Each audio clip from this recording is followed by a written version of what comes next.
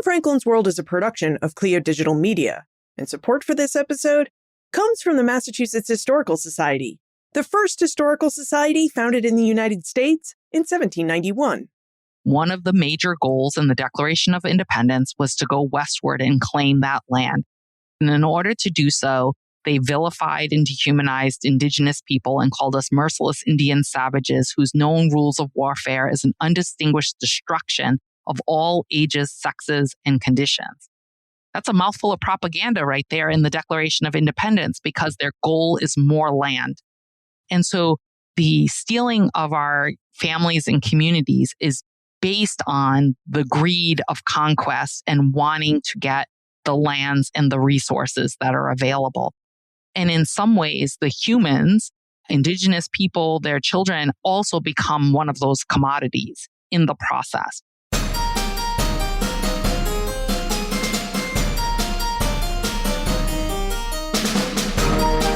Hello, and welcome to episode 449 of Ben Franklin's World, the podcast dedicated to helping you learn more about how the people and events of our early American past have shaped the present-day world we live in.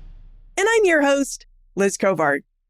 On July 4, 1776, the Second Continental Congress adopted the Declaration of Independence. And over the weeks that followed, Americans gathered in town squares, in churches, and in coffee houses and taverns, and read the Declaration of Independence aloud. Now we know the phrases that early Americans heard. We hold these truths to be self-evident, that all men are created equal. Life, liberty, and the pursuit of happiness, we've heard these phrases. But the Declaration of Independence continues beyond this famous second paragraph.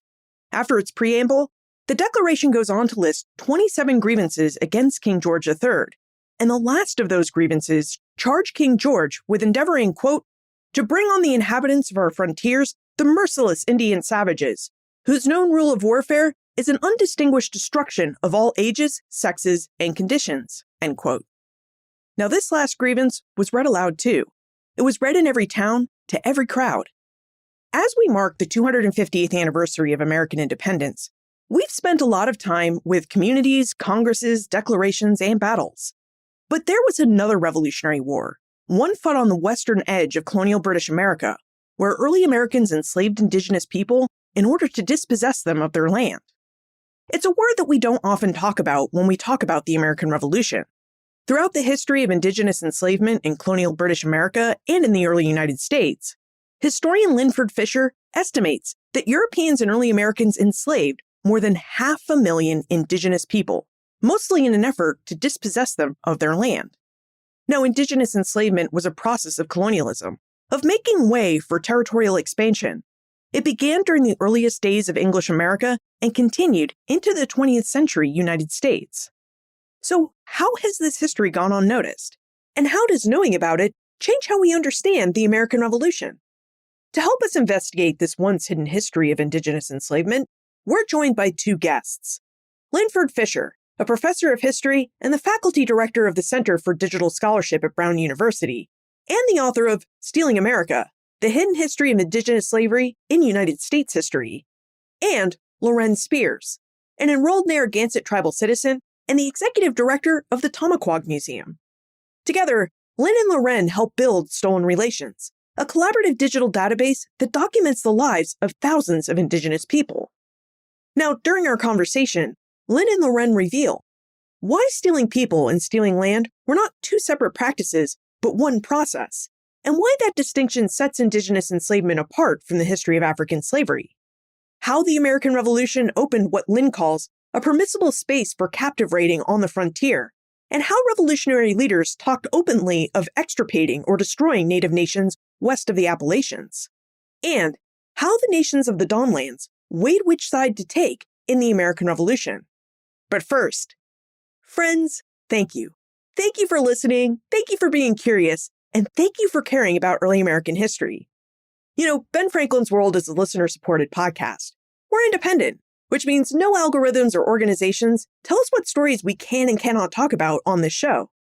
This means we have the ability to tell you the complete history, a history that includes the voices of the famous, the everyday, and those who existed on the fringes of early American life. You make this editorial flexibility possible. So if this podcast has become part of your life, If it's something you turn to during your commute, your dog walk, or your quiet Sunday morning, we'd really appreciate your support. A gift in any amount helps us keep bringing you these conversations that you've come to enjoy week after week. You can make a tax-deductible donation at benfranklinsworld.com/donate. That's benfranklinsworld.com/donate. And if you've already given, thank you. Truly, your generosity is what makes our work possible. And a special thank you to David H., Lee H., Robert H., Leslie H., Daniel H., Patricia H., and Michael H. for your generous support. Thank you. Thank you for helping me keep this work going. All right. Are you ready to learn about this hidden history of Indigenous enslavement? Allow me to introduce you to our guest historians.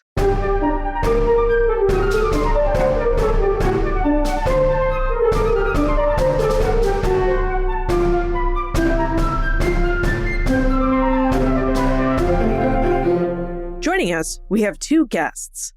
Linford Fisher is a professor of history and a faculty director for the Center for Digital Scholarship at Brown University. His research expertise is in the cultural and religious history of colonial North America and the Atlantic world. Lynn has written and co-written several books, including Reading Roger Williams, Rogue Puritans, Indigenous Nations, and the Founding of America, which you may recall from episode 417, and his most recent book, Stealing America, The Hidden History of Indigenous Slavery in United States History. Loren Spears is an enrolled Narragansett tribal citizen and the executive director of Tamaquag Museum. She holds a master's in education and received a doctorate of humane letters, honoris causa, from the University of Rhode Island for her dedicated work. She's an author, artist, and curator, and she has received numerous awards and was recently inducted into the Rhode Island Heritage Hall of Fame. Welcome back to Ben Franklin's World, Linford Fisher and Loren Spears. Thank you. Thanks, Liz. It's great to be here. So it's 2026, and when we think about the American Revolution, which admittedly we're doing a lot of this year, we tend to think about it in terms of committees, congresses, declarations, battles, and the birth of the United States. But what we may not think about is the other Revolutionary War, which, Lynn, as you point out in your book, Stealing America, took place on the western edge of colonial British America, where early Americans enslaved indigenous peoples in order to dispossess them from their land. In fact, in the opening pages of Stealing America, Lynn notes that more than 500,000 indigenous people within the present-day boundaries of the United States were enslaved. Lynn, would you tell us how you came upon this fact that early Americans enslaved more than 500,000 indigenous peoples for their land? So one of the things that a lot of us who are working on the history of indigenous enslavement are trying to wrap our heads around is the sort of exact contours of this history. When does it begin? Where was it located? Who was involved? How long does it last? And I'm not really fixated on numbers necessarily. I think these are sort of estimates that we can use to garner attention maybe in the wider public, or sort of have a rough approximation to sort of place it within the history of slavery and also U.S. history and wider hemispheric history. But I was struck going through the research for this book, which took quite some time. It was about 15 years, just because it was drawing from archives in North America and the Caribbean, also in the UK. I was just struck repeatedly by how many instances there were of different kinds of enslavement in different locations, but also different forms of enslavement that were also hidden, and the ways in which indigenous people and their identities were buried in the archives. And an official census is even not included at all in different ways. And so I began to think about how we might reconsider indigenous presence in the history of slavery. And one of the ways in which that felt important to me was to think about the ways in which multiracial Native folks have been typically not counted in the history of slavery, but also really in American history sometimes more generally. And so I, as a starting place, began thinking through Andres Resendez's numbers and his appendices in The Other Slavery, this wonderful book that sort of restarted this conversation, I think, for many of us. And in this appendix, he estimates that up to 340,000 indigenous people were enslaved in North America, excluding Mexico. But he wasn't really digging into many English archives or American archives, and also wasn't really thinking about the antebellum period necessarily in sort of more traditional American South. So as I began to think about how we might put this all together, drawing from sort of what I was seeing in the English Caribbean, the slave trade into North America, from the Mosquito Shore, for example, I'm estimating around 20,000 people. They didn't all end up in North America, but a lot of them did. But also in the antebellum South, a period that we don't think about in terms of Native enslavement. I'm estimating between 2 and 5% of the 6 million people enslaved prior to the Civil War were Indigenous, multiracial Indigenous. And that adds up to a couple 100,000 people potentially. And that's probably a conservative estimate. And so once you start to add up all the different pockets of hiddenness and sort of suppression of identity, I think the numbers suddenly begin to add up quite significantly. So 600,000 is where I end up with in terms of my estimation. I'm pretty convinced from what I saw in the archive that that number will either hold or else increase as we have a better understanding of this history. But it does come down in a way to sort of definitions and willingness to see Indigenous people in slavery context that we haven't really had room for in our national narratives. I think there's a complexity here. I think because everyone that was Indigenous was not enslaved, and there were strategies to create enslavement in invisible ways, calling it indentured or house help, things like that, or boarding schools where our children were literally ripped from our families and taken miles and miles away to be indoctrinated into this, what we call American society, and to become the lowest echelon of workers. And during their educational career would actually go on what they called outings, which sounds nice, right? But they were being forced labor over the summer, and how they were paying for the outing was to do this labor. They didn't ask to go on this outing and be at someone's home and be their house help or their printer apprentice or some other kind of job, masonry, etc. And so those were other kinds of hidden forced labor or unfreedoms. And I think that when we think about that as a people, it was complicated because we're reading the same history books that are being written by the victor, that in the East Coast, there was a lot of erasure of the history and a lot of, I'll call it camouflage, so that it was like there were more myths around us not existing as a people rather than telling truth. As one of our elders always said, this is Ella Sikatow, she said, the truth is the truth is the truth, just waiting to be recovered. And I think projects like Stolen Relations and the book that Lynn has worked on as part of this 10, 12, 15-year process is just uncovering truths that are already there. I think that's really important. And I think for our people, it's part of healing. It's another example of historical and intergenerational trauma that has befallen us. And until you understand that trauma, you can't start to heal from it. And so I think Native communities around here, why we participated with Lynn in Stolen Relations is because we thought there was a value in understanding this history and a value in having Indigenous voice in this scholarship. We'd really love it if you could tell us more about Stolen Relations and what it is. Lynn, I understand that a lot of your book research went into this digital project and that research for Stolen Relations also went into your book, Stealing America. So would you tell us more about this project, the records you used, and where you were able to find information about Indigenous enslavement, given that there has been a lot of, how did you say it, Loren? A lot of camouflage and erasure? One of the things I realized early in the research process is that I was beginning to amass, like a lot of researchers do, just a lot of information from the archives that felt new to me and probably new to a lot of other people, and especially the specificity of it and the intimate family records and details might be new to communities as well. So I started the book in 2011 and 2015, began working with the Center for Digital Scholarship at Brown about how to think about putting this into a database form. And as anyone who knows, who has done digital humanities projects, it's not an easy thing to just sort of pop a fully formed project out. And so it took a number of years. And as we were beginning to ramp up, we realized we really couldn't do this work well or even at all without significant input from regional tribal representatives and nations. And so we made official outreach and contact with tribal leadership. And then out of the 15 tribes that we contacted, 12 to 13 got back to us and officially appointed a presenter to the project in 2019. And we began meeting twice a year ever since then.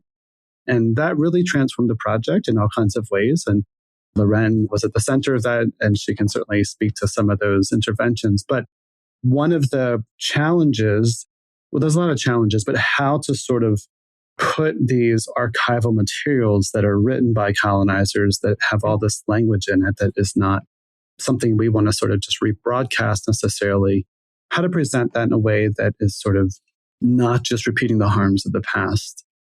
And I'm happy to talk more about the kinds of sources at some point too. I think one of the most challenging pieces of this, just to say briefly, is that there's not an archive of Indigenous slavery that one can turn to at the moment to sort of really learn about this. It's tucked away into wills and probate records and correspondence and bills of sale and shipping records and newspaper advertisements and even oral histories that were written down and then later sort of recovered, or freedom suits. And so just trying to take a little piece here, a little piece there, and putting all that together to build a larger sense of the story, I think was one of the biggest joys and challenges. And let me just speak quickly to the effect of collaborations on the book itself too. And I try to really give credit in the book and the acknowledgments, the preface, to signal that this was deeply shaped by these collaborations, because it is a process that's hard to know where one begins and one ends. Stolen Relations is distinct from the book Stealing America, but the kinds of larger frameworks of understanding about this history and its meaning and its longevity and interconnectedness with land and land loss, I think, would look much different had it not been for these kinds of relationships and conversations over the course of years. So I'm deeply grateful for that. Loren, what was it like for you to work on the Stolen Relations Project, which is this digital database with more than 7,000 records that really tries to tell the stories of Indigenous people who were enslaved? How do you think this digital project can help Indigenous communities like yours heal? Well, knowledge is part of that, right? But it's also not just being told there's an Indigenous database of enslavement, but being part of the process of the creation of it, and to have ways in which we think are valuable and meaningful for the Native community to interact with it. Some of the things, just the name, Lynn will tell you, we changed the name. It was the Database of Indigenous Enslavement in the Americas. And we were like, no, it's about our relations.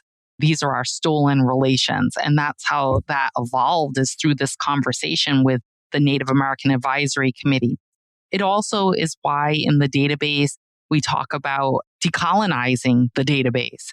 We can't truly do that because there's just so many constraints, but we can make people think. And so we have these toggles where it decolonizes and shares information. So like name once known, for example. Why are we using name once known when it says Indian boy, slave, runaway? Because that was part of the conquest processes to eradicate their identity, their connection to community, their actual name, their tribal name, their village name, like all of those things that make their identity, their parents' names, siblings, etc. That's all erased in the structure of conquest. So I think for us, it was really important to have that voice to say, hey, we want researchers that are going to use this database to think about some things. And we came up with a lot of different things that they could think about that we call decolonizing information. So when they click on certain things, it'll ask them certain things or share certain information. But I also think that we wanted to tell a living story, and we didn't want to only reflect on just the past in the database or just these little fragments of pieces of people's lives in the database. So we have oral histories where myself and about a half a dozen of us at this point in time have done oral history interviews. They're on the database. There's also art on the database, just as there's beautiful art on Stealing America that was done by Silver Moon LaRose, a Narragansett artist and culture bearer and educator and our assistant director here at Talmaquag Museum. It's infusing our ancestral knowledge into the work, whether that's the book that Lynn is doing or the database that we collaborated on. It's to find those means and ways in which we can also talk about a living story and a living legacy of this trauma and how it impacts people today. And so I think that's really important. There's a lot more, and maybe Lynn will remember a few other specifics, but that was our goal, was to have that kind of input. And also that it was a place that was friendly to the Native community and not solely for scholars. We want scholars to use it, but we also wanted Native community to be able to look at it and reconnect maybe with ancestors through this database and understand that more. And we wanted artists to reflect on it, maybe write poetry, do art projects and reflect on that, just as Dawn Spears is the cover art on the Stolen Relations homepage. Decolonizing the records and the archive is something that you have mentioned a few times, both Lynn and Loren. And I wonder if you could tell us what it means to decolonize the archive and these records. What about these records of Indigenous enslavement are colonial? And then how do you decolonize them so that they reflect different viewpoints of what happened in the past? It's a complicated thing. For me, it's putting Indigenous voice into the record. It's embodying language for the person who can't speak. It is making researchers and scholars and people that connect to this go, I hadn't thought of that. I hadn't thought of, no, their name isn't just unknown. It was once known. It isn't that they are a slave, but they were enslaved, and it's a form of unfreedom. We want the reader to go, I hadn't thought about young people that were taken far away from home and taken to boarding schools as a form of unfreedom. We wanted them to think about the enslavers too. So the enslavers are in the database because we thought that that was important, that people knew who the enslavers were. Lynn might have some other things to think about in the decolonizing, but that was really the heart of it. Yeah, I really agree. And part of it for us too, in addition to providing a different way of understanding the terminology that's in the archives, and also just a different kind of sensibility that reverses the perspective, that's not just repeating colonizer perspectives, but sort of incorporating Indigenous perspectives and knowledge. I think that was really part of the power of these conversations, and hopefully that comes through in the presentation. But also juxtaposing these kinds of records, as Loren was saying, with interviews from present-day tribal members and artwork and music and the poetry really gives, I hope anyway, a different sensibility about the connectedness between the past and present, but also about the survivance, right? The present-day existence of tribal nations who have fought their way through this history and are here today on their lands, many of them, and celebrating their culture and language and community in really powerful ways. Another piece of this for us was to try to center the humanity of individuals in both how we presented the records or this history, as well as sort of the stories we could tell. So on the Stolen Relations website, and this is something I try to do for the book as well, is trying to do the extra research to understand and situate individuals that have otherwise just been reduced to a line in a probate record or a short paragraph from a colonizer perspective in a runaway or self-emancipated slave ad. So that can be really powerful because suddenly you have a person who's not just a little line, but you have this whole context that brings to life their community and their networks and sort of them as a thinking, acting individual. And to me, that's really something that I find powerful. And just to give an example from the book as well, that does relate to the American Revolution, there's a story that I tell of James Wright, or Hector is his name. Essentially, his enslaver, James Yarborough, during the American Revolution, he's a loyalist, and sort of during and maybe slightly after the war, flees in the United States and goes first to Jamaica, of course, which is still British held, and eventually to the Mosquito Shore, which is in Central America, present-day Nicaragua and Honduras. And then after the American Revolution in 1787, gets evacuated to what's now Belize, or British Honduras. And the only way that I knew about Hector, or James Wright, is because in 1820s, early 1820s in Belize, He's a part of a large number of Indigenous people who sue for their freedom based on having a free maternal ancestor. And so he's one of several hundred who come forward and give testimony of their family lineage and stuff. And the story he tells just briefly references a little bit of this.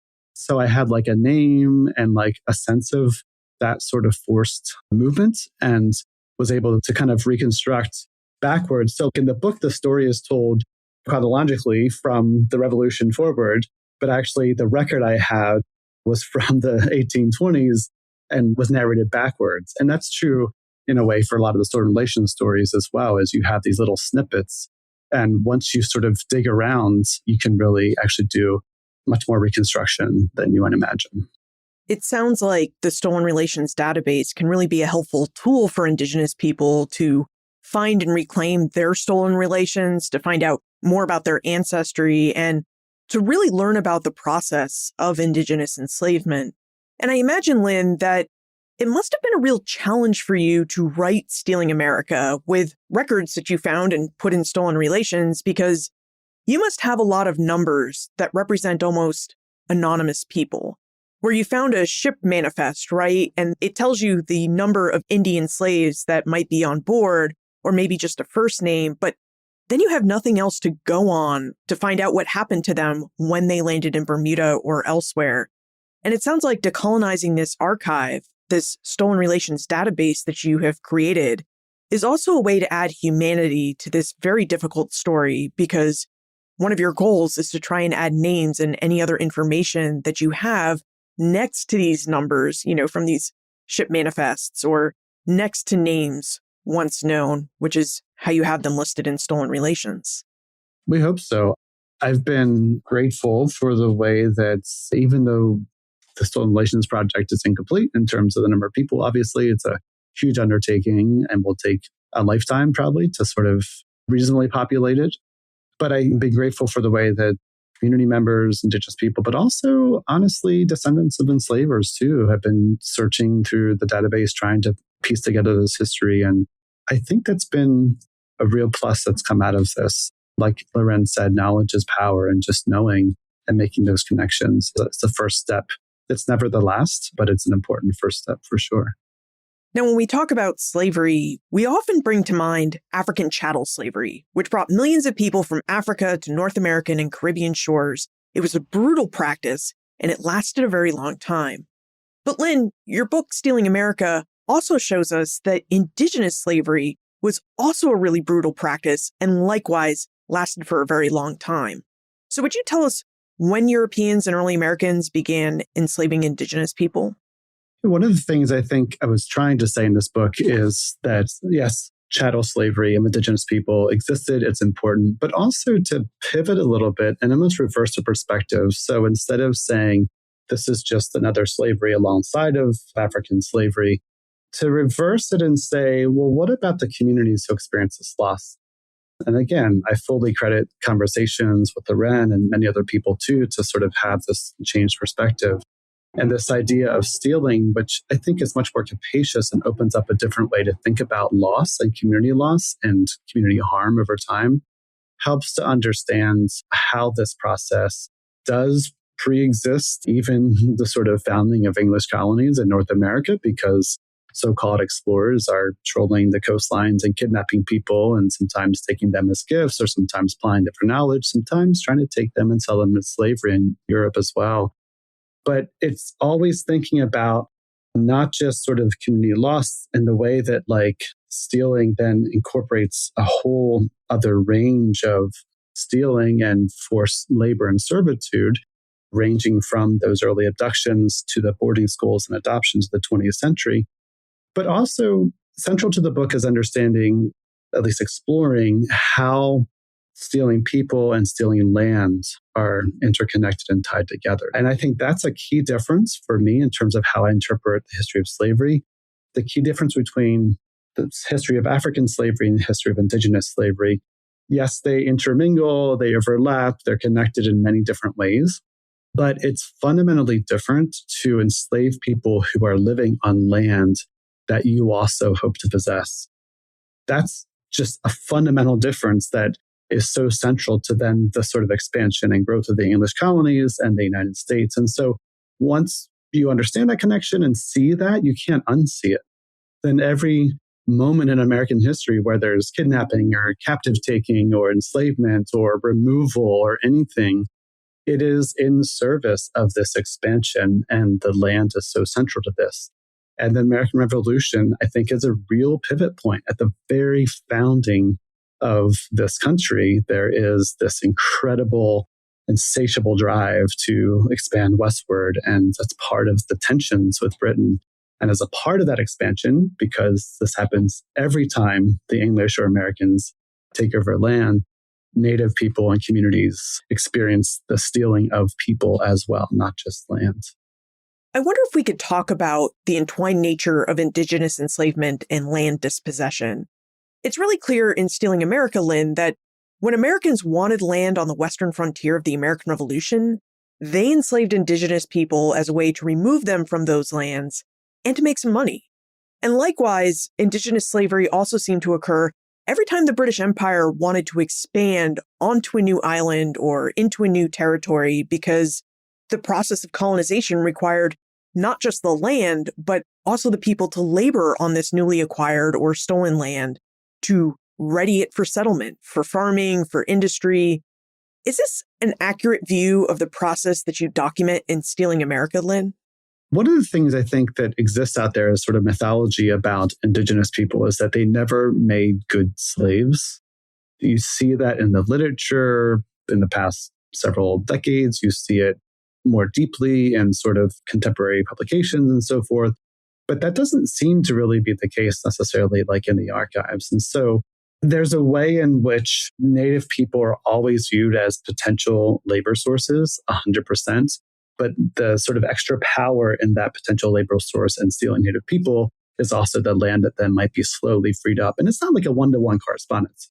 There's not like an acre for every Native person that you steal, of course, right? It's a more long-term effect, I think, of destabilizing communities that sort of remove leaders and also remove women who are also leaders, but also progenitors, right? Who are producing the next generation. And so that sort of almost invisibilized process of potential destabilization, which Native nations always fought and found ways around, but like it does have this effect where then colonial governments can kind of say, well, your numbers are down, there's fewer of you, so you need less and less land. And then that justifies removal in different kinds of ways.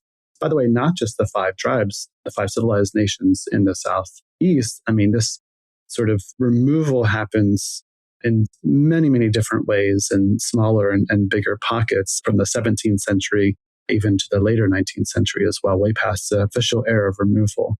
But you're right that the sort of economic system the British Empire was predicated on demanded a lot of laborers. And so there are places where Indigenous people, separate from land, stealing land and taking land, like in the Caribbean, just get incorporated into this wider world of slavery in a very undifferentiated way.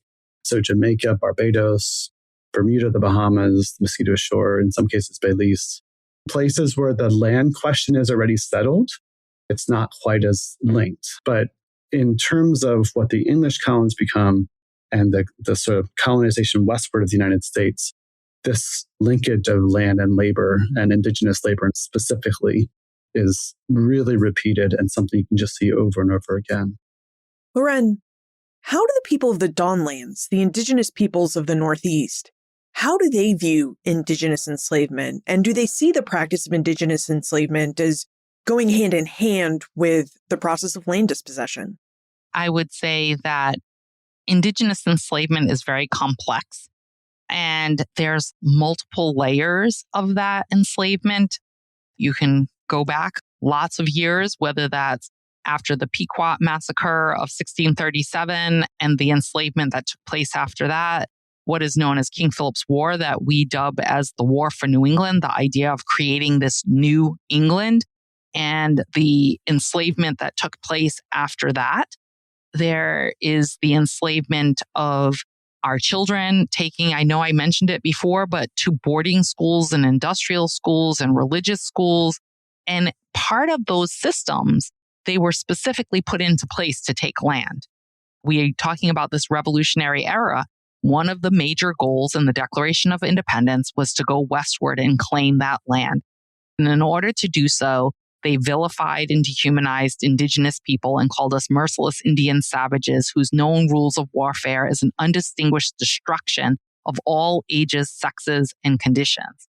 That's a mouthful of propaganda right there in the Declaration of Independence because their goal is more land. And so the stealing of our families and communities is based on the greed of conquest and wanting to get the lands and the resources that are available. And in some ways, the humans, Indigenous people, their children also become one of those commodities in the process. The thing that makes it so complex is it's not everyone, even in this space. In each area where each tribal nation is, every single person of that tribal nation isn't enslaved. Some people are enslaved and taken, as Lynn just said, to Bermuda, different areas in the Caribbean, to South America, to Europe, to Portugal, to this place and that place, in order to break power in this space so that you break leadership in order to usurp sovereignty, to destruct systems that are in place, political, economic, social, familial systems. And then when that didn't fully work with the adults, then they started doing it with the children. If you can take those children through boarding school, through forced adoption, through all those systems and structures that take our children away from us, and those become not the next generation, quote unquote, of landowners or allotment recipients or part of the communal land base that historically and in the reservation world still exists, but it's not the same as prior to this overt strategy to dispossess the people of the land. And that continued when they couldn't do overt genocide to eradicate us, then they used these strategies to eradicate us. And at minimum, give us no voice in the political and economic systems that would ensure our rights to those places and spaces. Now, before we move specifically into the process of Indigenous enslavement during the American Revolution, when we look at the context of British American history, we see that England, later Great Britain, had been experimenting with colonial practices in Ireland before they brought those practices to North America. And Lynn, I don't know if this is a correct reading of Stealing America or not, but I almost got the sense that early Americans in the 17th century, especially those during the Pequot War, King Philip's War, and even further south in Virginia during Bacon's Rebellion, that early Americans were experimenting with Indigenous enslavement as a tool for land dispossession to see if this was a tool that would actually work and whether they could rely on it to work. Do you think this is true, or can we and should we look at the 17th century practice of Indigenous enslavement as being different from the 18th century practice of Indigenous enslavement during the Revolution? I think one of the things that's interesting is that English colonists come over well aware of the century plus of European colonization in the Americas as a whole by this point. They're well aware of the Spanish. They have read English translations of Las Casas. They say they want to do something different, but they also secretly envy the successes, quote unquote, and the wealth of the Spanish. And so, of course, in our national narratives, we start with sort of the Pilgrims, the godly sort of founders, but it's no secret that all of the 16th century English promoters of colonization were deeply invested in finding mountains of gold and things to rival and replicate the Spanish successes financially. And so I think it's really important and helpful to think about that broader push, extractive colonization that the English also manifested even before Jamestown in 1607 or Plymouth in 1620. And so there's a way in which, even for those who come saying they want to do something different with the Spanish and establish trade relationships with native people instead of more extractive relationships, although I think those two aren't so different at times. What I found interesting is in basically every single colony, as soon as the English can gain the upper hands militarily or numerically, and that's often after an early period of sort of being essentially saved by local Indigenous people and helping them through hard winters and learning how to plant crops and so forth. As soon as the English colonists can commandeer Native people in different kinds of ways, they do. And the justifications for that commandeering might come in different forms, but you see this in Virginia, you see this in New England, you also see it on Caribbean islands like St. Kitts, for example, for the English too, and in South America. It's a really striking repeated pattern that happens over time. So the example or the possibility of the English kind of cutting their teeth in the British Isles more generally prior to the colonization of the Americas, I think certainly has merit. Some of the same commanders that are sort of involved in the British Isles come over and they're involved in the Pequot War, for example, and other places. Also, John Smith is running around Europe kind of doing crazy stuff too before Virginia.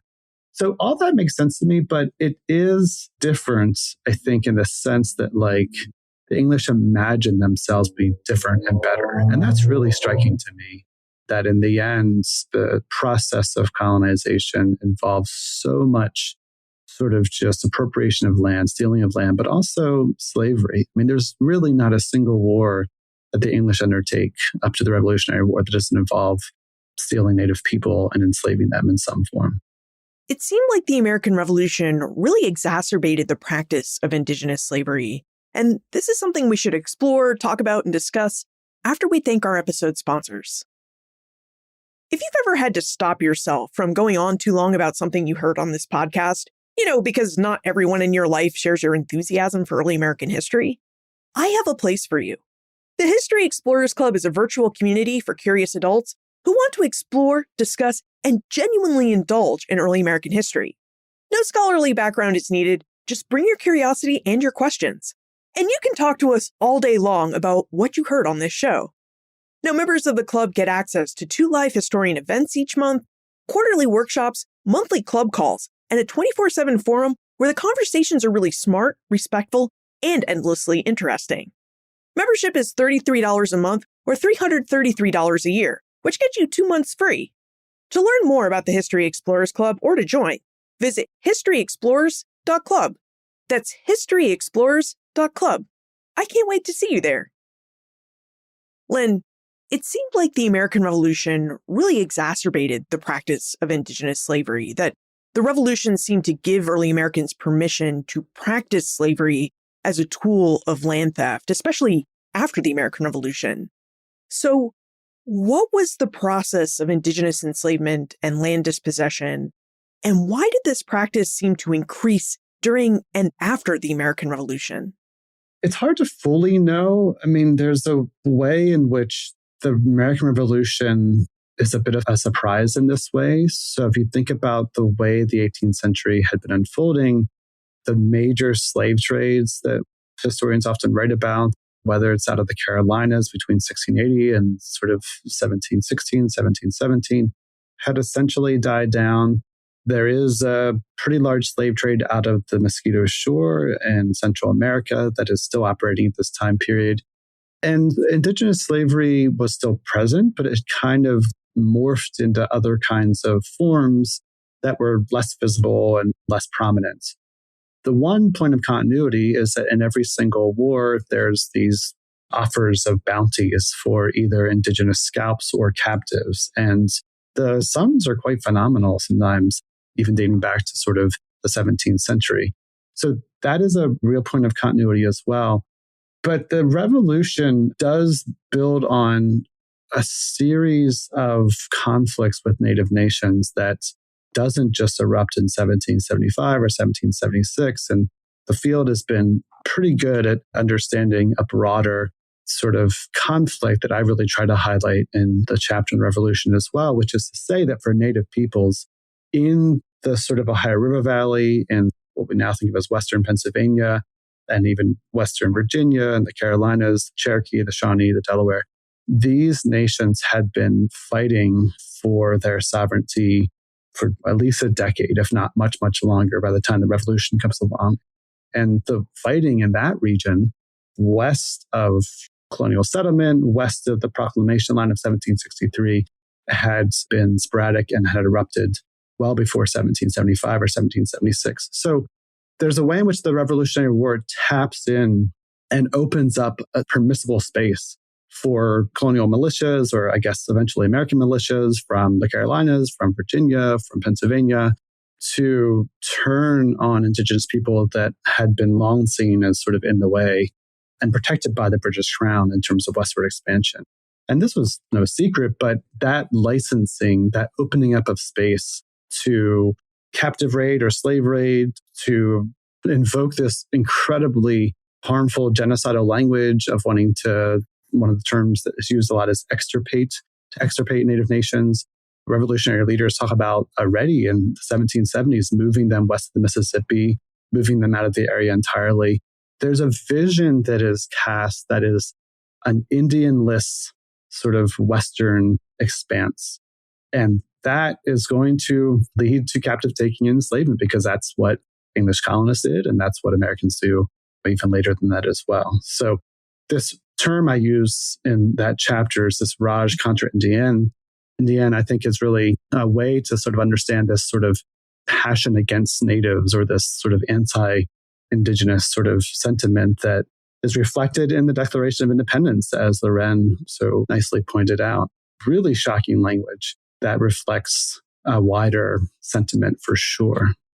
Now, during the American Revolution, many Americans and the Continental Congress wanted Indigenous nations to remain neutral during the Revolution. And if those nations wanted to join the fray, then they hoped that they would join on behalf of the revolutionaries. Meanwhile, the British hoped that Indigenous allies would flock to their standard and help them put down this American rebellion. And as we know, in the end, it was a real mix. Some tribes were able to stay neutral because it was in their best interest of the people. Others tried to stay neutral but ended up in the fray, and others decided to choose a side. Loren, we often talk about the Oneida and the Six Nations, and how the Oneida allied with the revolutionaries, while the Mohawk largely sided with the British, and still other of the Six Nations chose neutrality.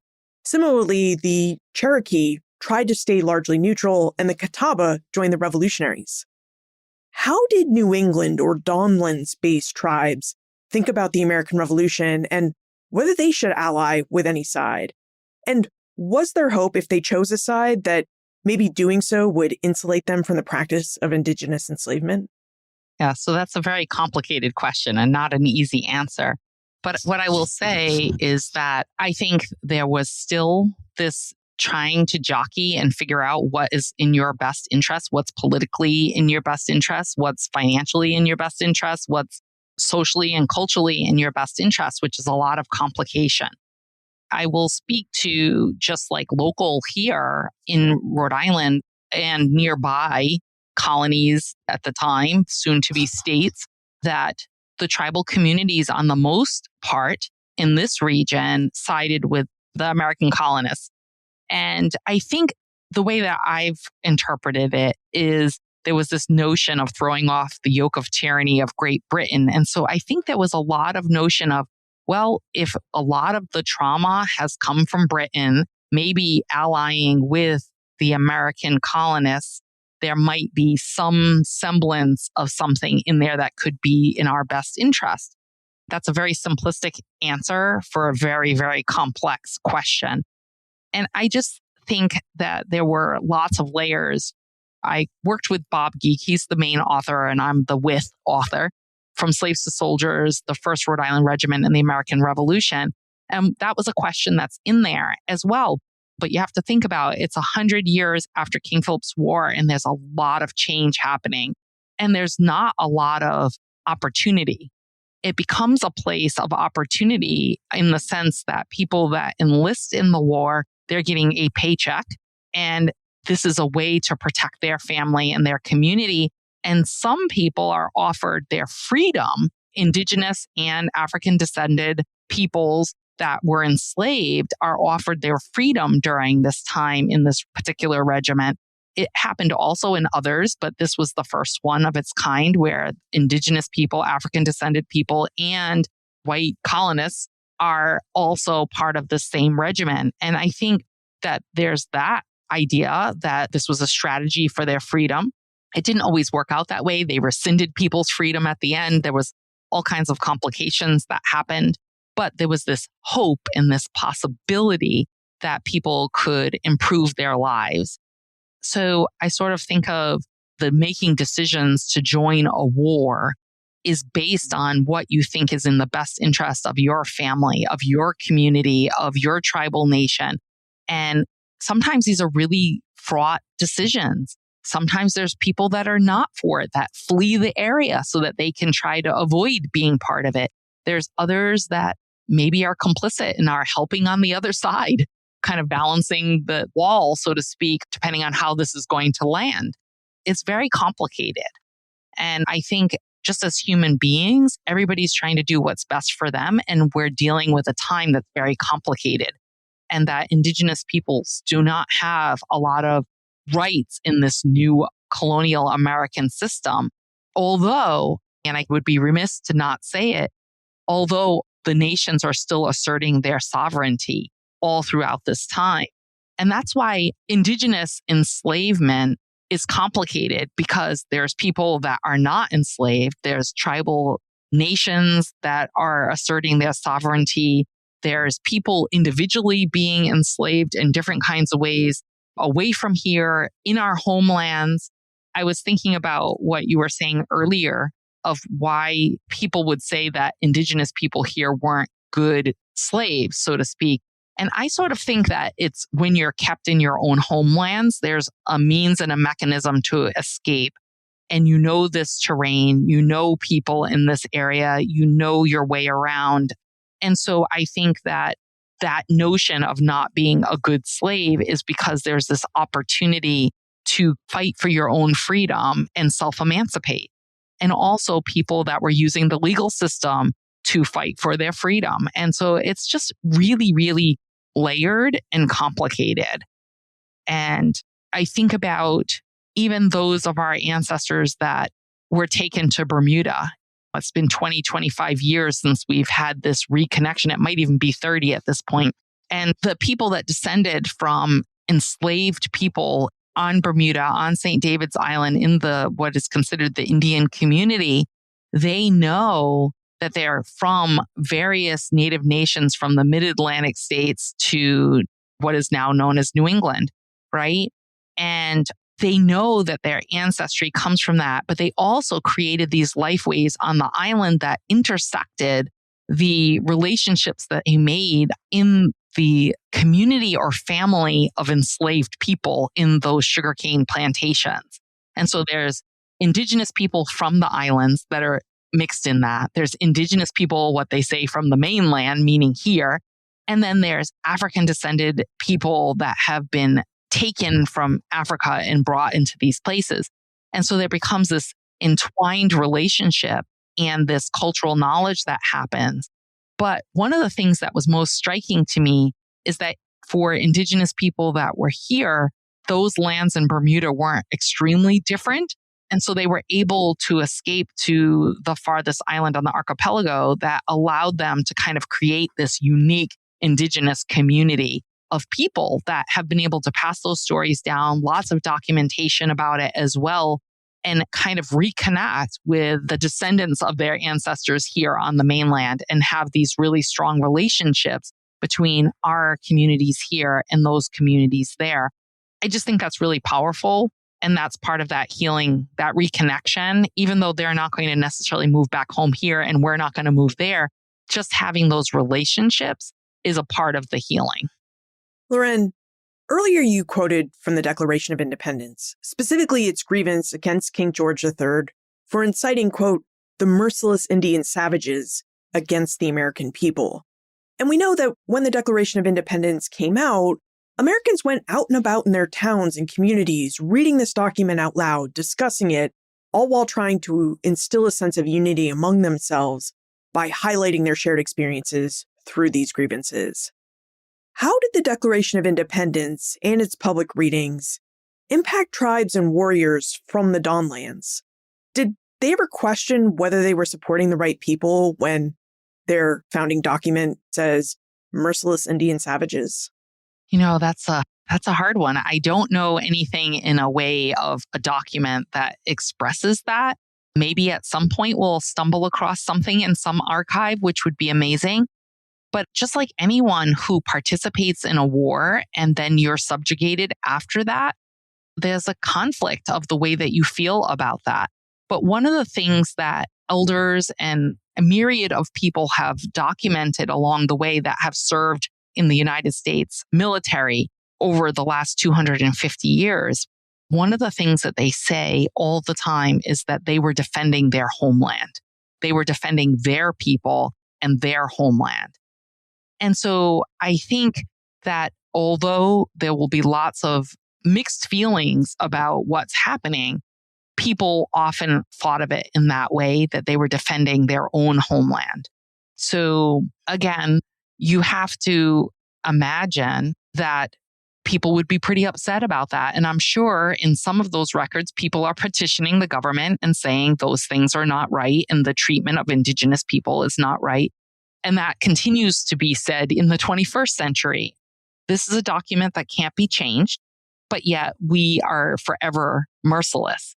We claim that, though, by having the t-shirts and speaking it out into the universe because we want people to talk about that, the dehumanizing and vilifying of Indigenous people as a way to justify the stealing of America and stealing of these lands and stealing of our people and the dispossession that was ongoing and the whole systems and structures of conquest that are reverberating through our communities today. And I think that we continue to push back on that through education, through cultural continuation, to saying we're still here. And I think that that's really important when Lynn has someone like Simone LaRose create the beautiful art that represents our people that are being stolen. That's a way of reclaiming.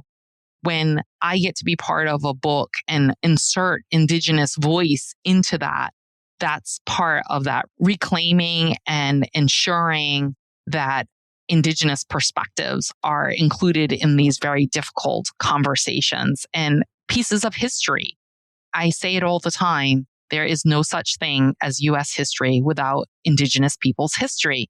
When you think about that, it's not just a phrase, it's a truth. And that means if we're talking about things that are not including Indigenous voice, then we're probably not telling the whole history. We're telling a slice of that story and not the full circle of that story. Lynn, going back to the Declaration of Independence grievance, do you think referring to Indigenous people as merciless Indian savages gave early Americans permission to act with greater violence against Indigenous peoples? And I ask because there is this episode in your book, Stealing America, where William Henry Drayton of South Carolina, he writes this letter to a militia captain in July 1776, and he says something to the effect of, extirpate or destroy the Cherokee people and allow your men to capture slaves in an effort to rid the Cherokee from the land. Drayton was a leader in South Carolina. Plus, you also write about and discuss the Clinton-Sullivan campaign of 1779, which specifically targeted Haudenosaunee elders, women, and children in New York State. And then you also go into the Nadahunton Massacre of 1782, events that also saw brutal genocidal violence against Native Americans. So I think we're wondering, did the wording of the Declaration of Independence grant permission to Americans to enact this greater level of violence against Indigenous people? Yeah, it's a really great question as to sort of what the Declaration more generally, and I think that specific clause about the merciless Indian savages does in terms of reflecting versus licensing. And I suspect it's some of both. I do think that it captures a lot of the animus of Americans against Native people, especially those who feel invested in sort of westward expansion. Of course, I don't really think that phrase lands the same way in Boston or Providence. I'm not saying that people didn't also think that, but if you are living in what's now like central Western Carolina and actively seeking to move beyond the proclamation line and actively seeking to claim more lands, and you keep bumping into this powerful confederacy of the Cherokees who are defending their land and their sovereignty, and rightfully so, you spin that as an American or as an English colonist as them sort of attacking your right to expand, essentially, right? Which is what Americans always have done and what English colonists always did as well. So it lands differently and maybe licenses people differently as well. It doesn't lead to sort of like mass extermination or attempts to extirpate in New England, for example, or a sort of in the eastern part of Virginia. But for those who are looking westward especially, it really, I think, both reflects and licenses what we see as second really violent fronts on the western edge of American settlement that runs from New York the whole way down to essentially Georgia. And it leads to a lot of raids and counter raids. It includes some of the most shocking moments of the American Revolution that we don't often like to talk about, at least not in our national narratives and the way we present this. I think that there's a lot of careful scholarship on these sort of moments and people and leaders. But we, I think understandably, maybe because that's what colonial societies do, is we tend to focus on the things on the eastern seaboard that deal with more universal kinds of truths, so-called truths in terms of like the God-givenness, inherent right of people to freedom and liberty and the pursuit of happiness. And it's not like those conversations didn't take place. I mean, Drayton is a great example of this, right? He starts out essentially a loyalist. He's serving on the sort of early appointed leadership of South Carolina, eventually begins to be disaffected, publishes a few pamphlets that are sort of, I guess, anti-English essentially and pro-American government formation in terms of having a Congress of some sort, gets booted off the Royal Council and then joins the leadership, but really has this sort of like both hey, we should be able to self-organize and have our own sort of political organization as the United States, and also this deeply anti-Cherokee and Indigenous framework as well. So I guess what I'm trying to say is that both can exist and did exist, is you have people who subscribe to the idea of the United States and its independence and sort of its need to be separate from Britain, and also tap into some sort of universal ideals that the Declaration of Independence also talks about. And simultaneous to that, are deeply invested in an anti-Indianness that leads to these frontier wars and captivities and enslavement and dispossession. And I think that's what makes the American Revolution much, much more interesting and damaging and hard to wrestle with, because it's not just a simple story of the triumph of what we now subscribe to in terms of Western ideals of freedom and liberty and everything else.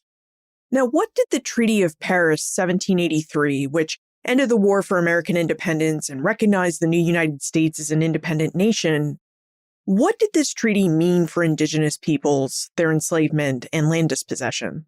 I think it was another example for Indigenous nations, especially those occupying the sort of Western edge of colonial and then American settlement. It was sort of a part two, or like a reprise of what had happened after the French and Indian War, the 7 Years' War, which is to say that powers an ocean away get to decide suddenly that somebody else is in charge, at least nominally, of huge areas of land. And I think the same is true for Indigenous nations in the Revolutionary War coming out of this period, especially those who sided with the British, but others as well that suddenly wake up and huge amounts of land out to the Mississippi River essentially are now placed under American control without any consent, any conversation, or anything else.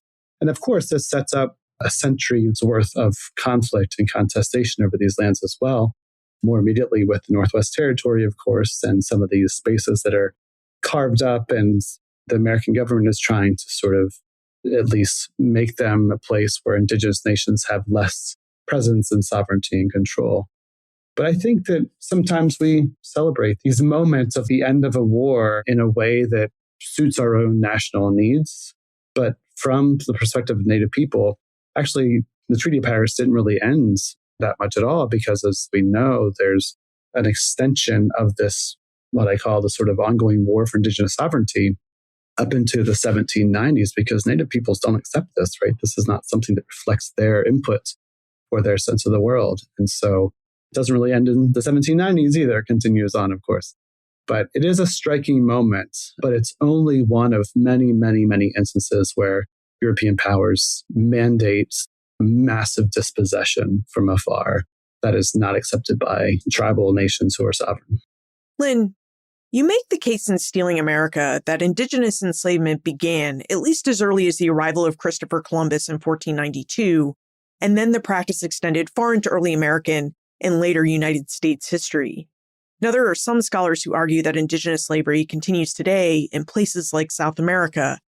Did you find an end date for Indigenous slavery in what is now the United States? It's a good question. I appreciate the hemispheric framing of that. But specifically in the United States, I do think that there's different endings that we could point to in a way, if it has ended. I mean, I tried to hint at this a little bit in the epilogue, but the most formal end, I guess one could point to, is in 1867 with this Anti-Peonage Act that Congress has to pass after the 13th Amendment, by the way. So the Civil War goes from 1861 to 1865. 13th Amendment is ratified in December of 1865, which outlaws slavery, with that famous caveat, except for the punishment of a crime duly judged or duly signed. And so Americans in the Southwest who had been part of the vanguard of American colonization westward stumbled upon and then appropriated and expanded an older system of servitude and peonage and enslavement in New Mexico, later Arizona, Utah, Colorado, California. Now, it leads to, from the late 1840s, for the next 2 decades, essentially, this massive expansion of indigenous slavery and servitude in the Southwest and West. But people in that region, enslavers in that region, had convinced themselves that what they were doing was different and not related to Southern, what was seen as Black slavery, right? And so the American Civil War actually didn't help this at all.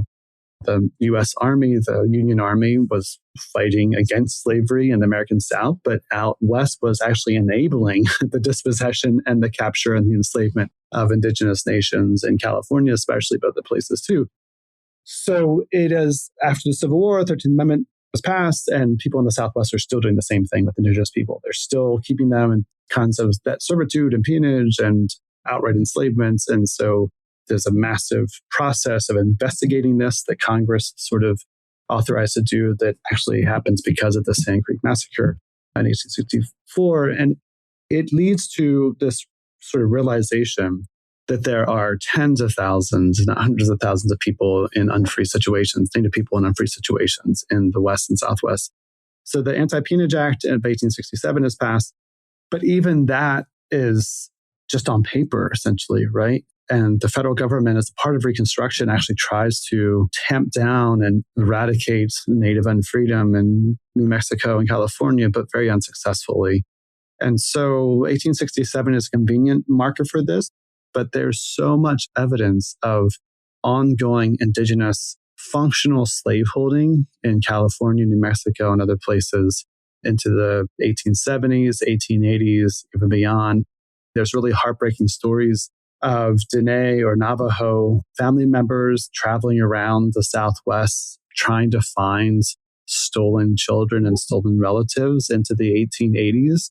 There's different kinds of returns and records we have of people being listed as domestic laborers and different kinds of household arrangements into the 1890s, even 20th century in some cases as well. So there's an unclear end to this, I think. And then at that same time period, this is why my book ends with boarding schools and adoptions. There's a whole other process that has been slowly growing over the course of the 19th century in terms of these boarding schools.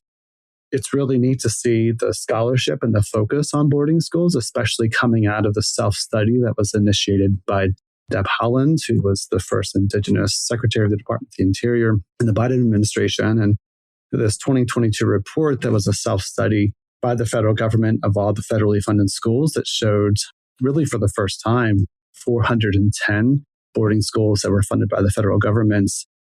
And to realize and to fully sit with the labor component of these schools was quite striking to me. And I know that, again, I credit conversations I've had with other people, Brenda Child, for example, who said to me, you got to look at the boarding schools if you're talking about slavery.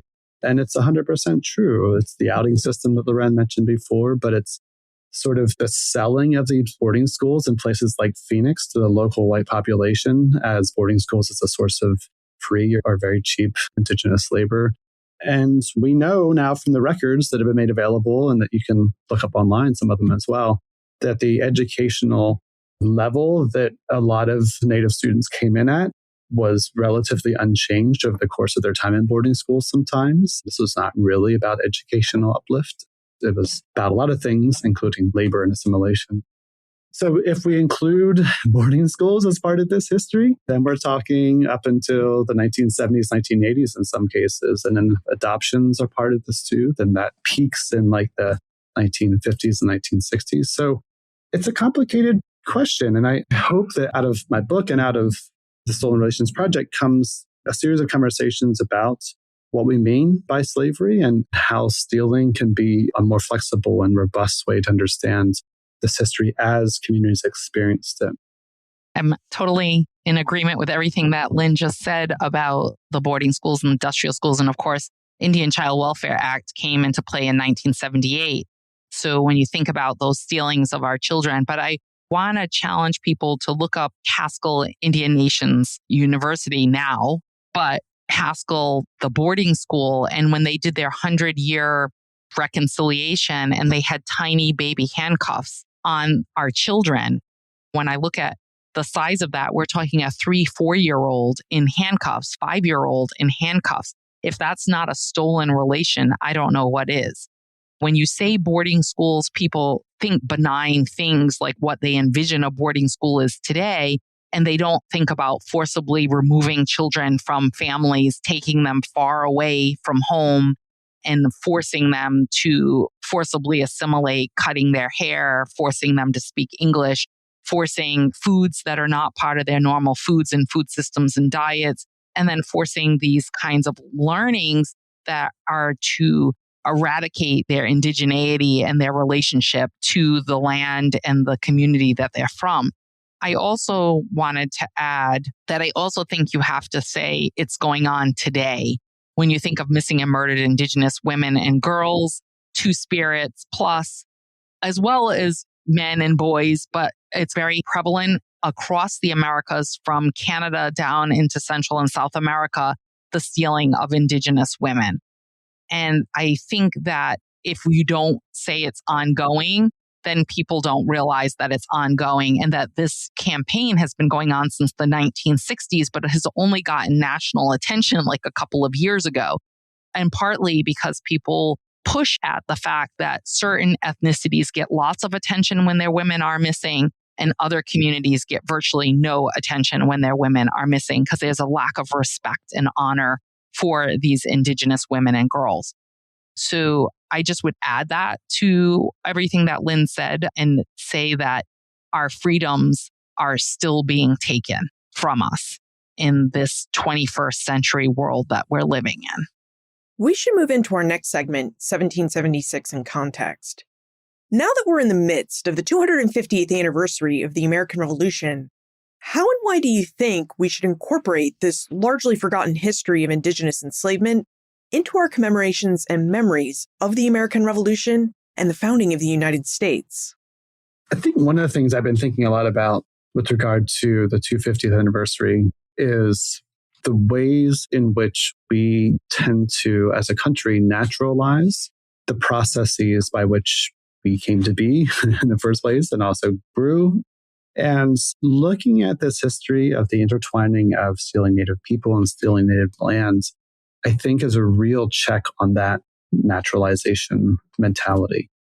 So if we can denaturalize the way in which we came into being and sort of the way in which we expanded across the continent and realize the costs and sort of the imposition and the harm done to Indigenous nations, individuals and people and families and communities at every single step of the way, not just at the moment of the Declaration of Independence and the very wording within it, as we said before, with the merciless Indian savages, but with the waging of the war, with the results of the war and the massive dispossession of Native peoples through the Treaty of Paris, through 19th century processes of treaties and removals and Western Indian wars, the Civil War itself, through boarding schools, through adoption processes, through the murder and missing Indigenous women movement, through, we haven't really mentioned the sort of incarceration rates that we can see today that are part of that process too, sometimes justified by state constitutions that still rely on this older language of slavery as a punishment for crimes.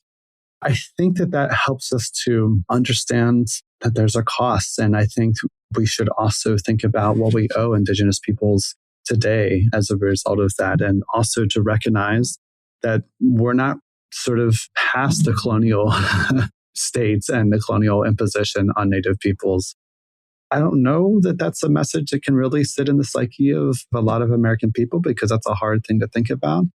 The other thing I've been thinking about recently is some of the rhetoric under the current administration about whether it's ICE and disappearing people and removing people and putting them in prisons and carting them off to the countries they're not from and that kind of activity.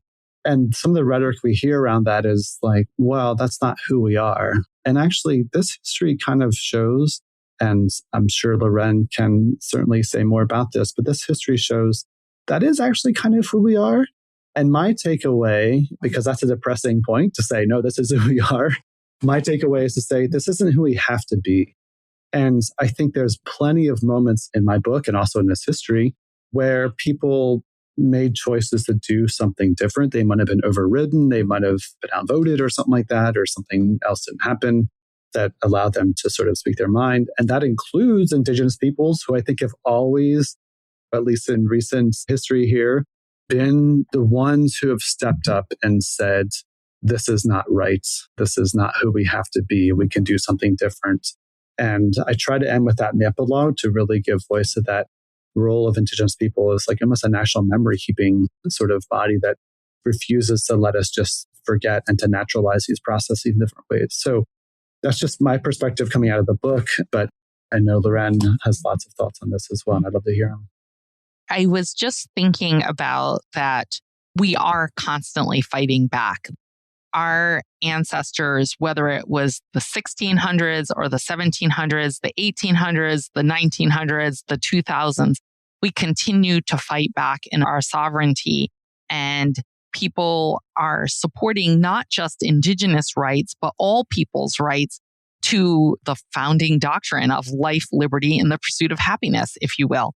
So what does that mean to us as people? What does that mean to us cumulatively as Americans?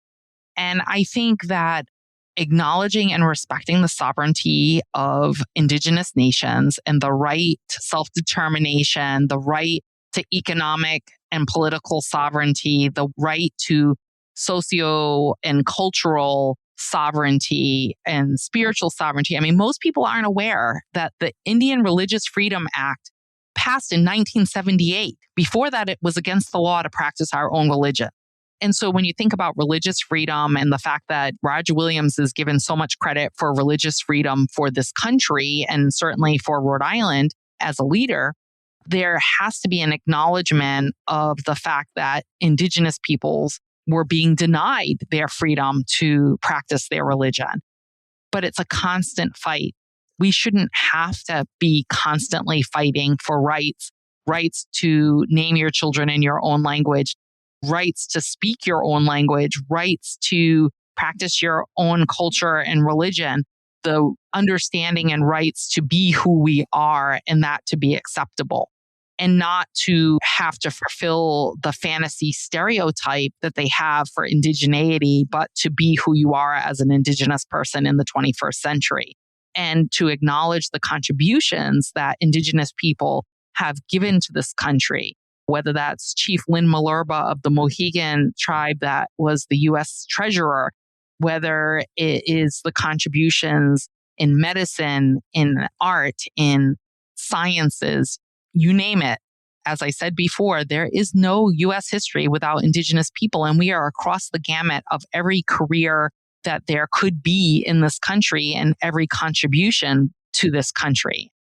And I think that when people start to understand that and start to recognize that and start to teach that, our problem is it's not taught in the K-12 school systems on a consistent basis across every state, that the first peoples of those states, that history is woven throughout that state's history because we were here prior to that state's history and ongoing within the state's history going forward. And that's something that doesn't get done. And because it doesn't get done, most Americans don't know a lot about this history. Many people didn't know Indigenous people fought in the Revolutionary War. Many people don't know that we have the highest number from that war forward per capita of service in the US Armed Forces. So when you're erased from the history, then the populace doesn't understand the history. They don't understand the intersectionality and how we're entwined throughout the whole 250 years, or 400 if you want to go right from the earliest colonial times, years of history. There's a lot of history that has taken place here.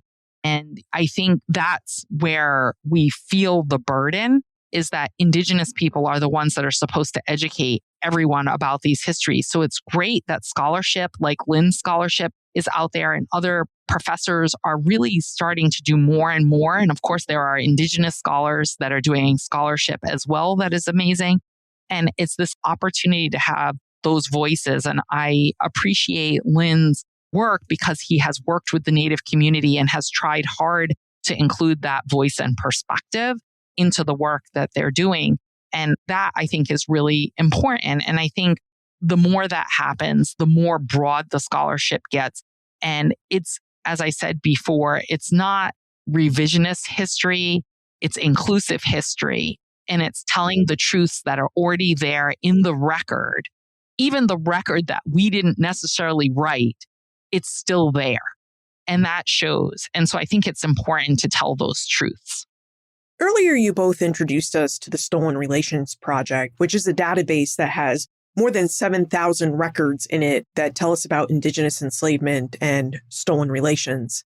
Would you tell us how we can use this project and what you have lined up for it next?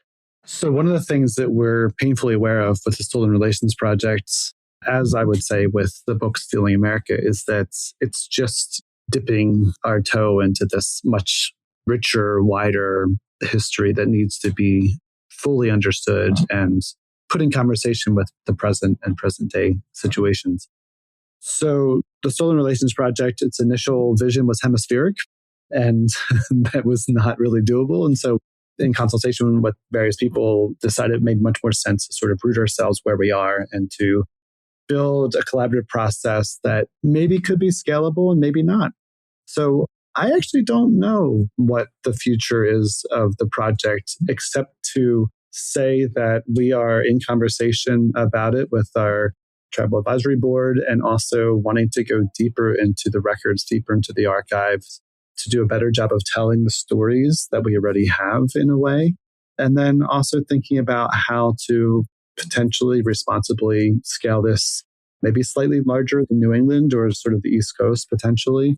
What I do know is that it'll probably take a lot of different people digging into this history in different parts of the hemisphere to really fully uncover this. And no one project can do that. I'm pretty convinced of that.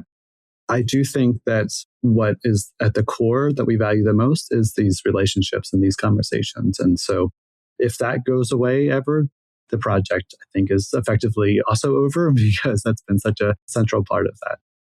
I would just add that one of the things that the community has talked about is something that Lynn touched on, is if we could try to find threads across archives and across resources, if you will, that can more broadly fill out a person's story, right? And it's tricky because a lot of times you only show up if you show up in an official record or the newspaper as an escaped slave or self-emancipated. It's very difficult then to figure out the rest of their story. But we're hopeful that maybe there'll be some stories that we can fully tell, or as close to fully as we can. Maybe we'll find other records somewhere else where they're documented within Native communities, or as we build out our archives within various archives of state and other colonial institutions, to maybe be able to take one record that says they were enslaved and then broaden it to other things that were going on in their lives. Particularly, I would say that that might show up more and more as we're in the 17 and 1800s, where you could find out what they were doing later. And maybe they're on tribal council somewhere, or they're testified in the government somewhere, or in tribal archives, there's some of their personal writings, things like that. Something that can build out. And I don't think we'll be able to do it for everyone, but I would love to see students engaging in the database, native and non, students to see what they can build out of stories. And some of the students have already done some of that, some position, if you will, papers based on people's story that they have been able to trace a few plots of their life. But I think part of the decolonizing is to also state that even though we can't tell you all their lives, they lived a life that was full and rich and not this one point in time or these 2 points in time where they show up on the record. That they're a child of someone, they're siblings of someone, they're parents of someone else and grandparents and so forth. And that there's this whole lived experience that is erased from the record, but still exists. Now, like many museums, the Tamaquag Museum is marking the 250th anniversary of the United States' independence with a new exhibit. Loren, would you tell us about this exhibit and how we can visit it? Certainly. It's called Revolution to Reclamation, Freedom Through Indigenous Sovereignty. And we worked with an amazing design firm, Smoke Signals, out of the Mashpee Wampanoag community, and our own Tamaquag team of educators and archivists and such. It really tells a really broad story of who we are and how our lives were in the Southern Dawnland before conquest and colonization, but then also leads into King Philip's War, the idea of looking at democracy through the lens of archival documents, and also sovereignty through that lens, looking at the Revolutionary War and our service in the Revolutionary War, not only in the 1st Rhode Island Regiment, but in many other regiments within the region, looking at our sustainability and continuation post-Revolutionary War, including looking at the document of the Declaration of Independence, but also looking at our freedoms and unfreedoms along the way.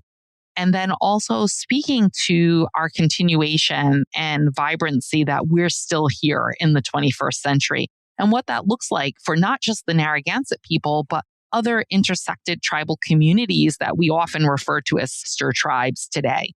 And then we ask people at the end what they can do. How can you overtly impact positively the Native community?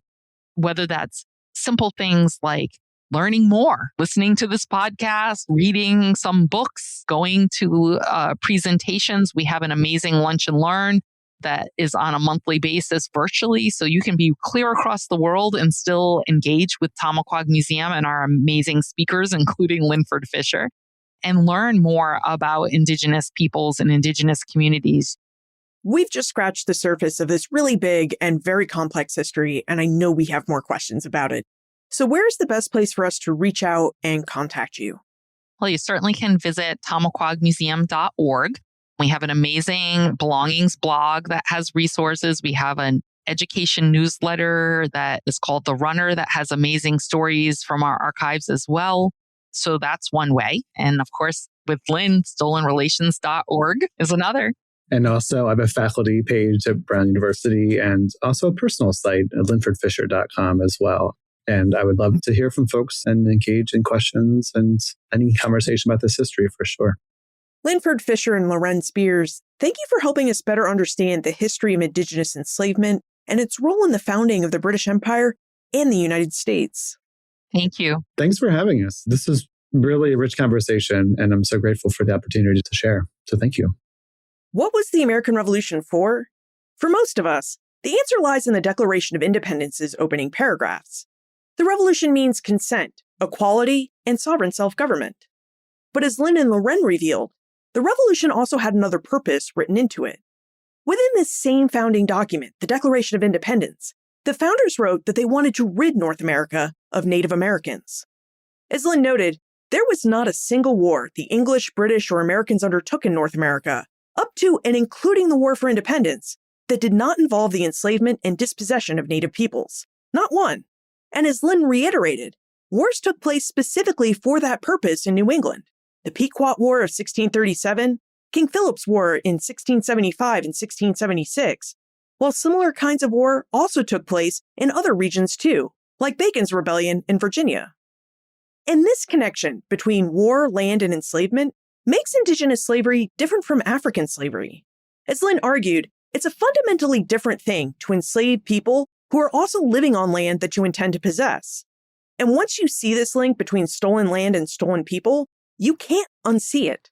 Which is why every removal, captive raid, and boarding school starts to look like one long continuous project.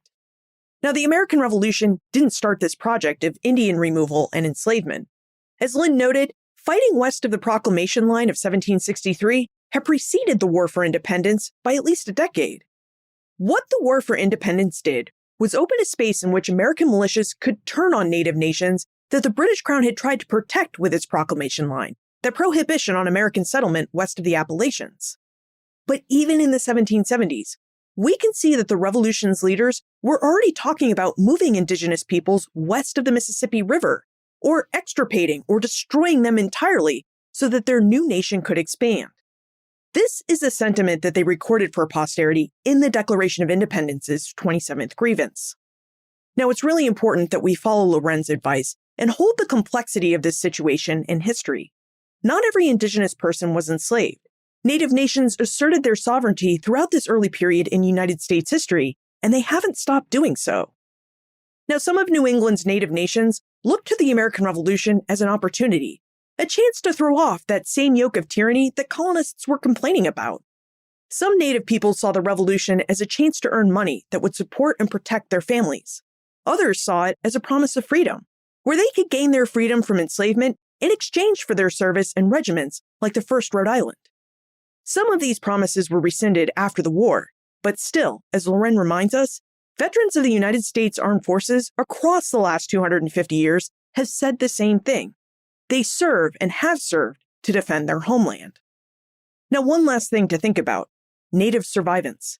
Native nations and Native peoples still exist today, not just in the United States, but in places where their enslaved ancestors were shipped to, places like Bermuda, where a large descendant community lives on St. David's Island.